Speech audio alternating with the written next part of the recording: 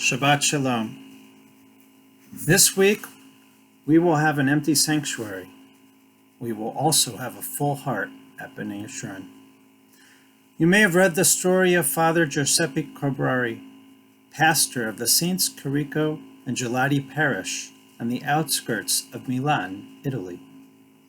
He has led Mass for his congregation of 5,500 parishioners in an empty church, live streaming the services just like we do here in Cleveland. When Italy's stay-in-place measures began, he asked for each member of his congregation to send photos and selfies. Father Corbrari taped their pictures to the pews so he could look out at them as he conducted services. As he said, quote, "Even without the physical presence of the faithful, when I pray feeling their presence. So I pray with them, and I pray for them."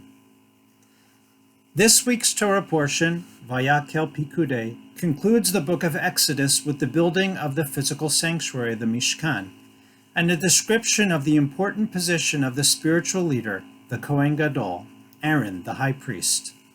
The high priest wore an elaborate uniform with two shoulder pieces called the ephod, each with 6 gemstones on his two sides, bearing the names of all 12 tribes of Israel. Why did God give us shoulders, you could ask? They remind us to carry the burden of others, to ease their pain, to literally lift them up. Even though the high priest would enter the holy sanctuary alone, he was never alone. In his heart and on his shoulders, he carried the names of all of the Jewish people. He bore the responsibility to pray for all the people, to lift their spirits up when they were low. Is it not the same for us? We may be physically isolated, whether it is in our empty sanctuary, in our homes, our apartments, rehab centers, nursing homes, or even hospitals. We are never alone. We have each other, and we bear the responsibility as we carry each other in our hearts and on our shoulders. I was supposed to be in New York City this week, studying at Hadar Institute's Rabbinic Yeshiva Intensive. This is my favorite conference of the year, the place where my soul gets recharged, and the high level of learning that I share there, I bring back to our congregation here in Cleveland.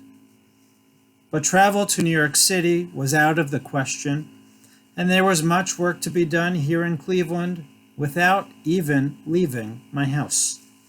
And still, an abbreviated part of the conference was offered online.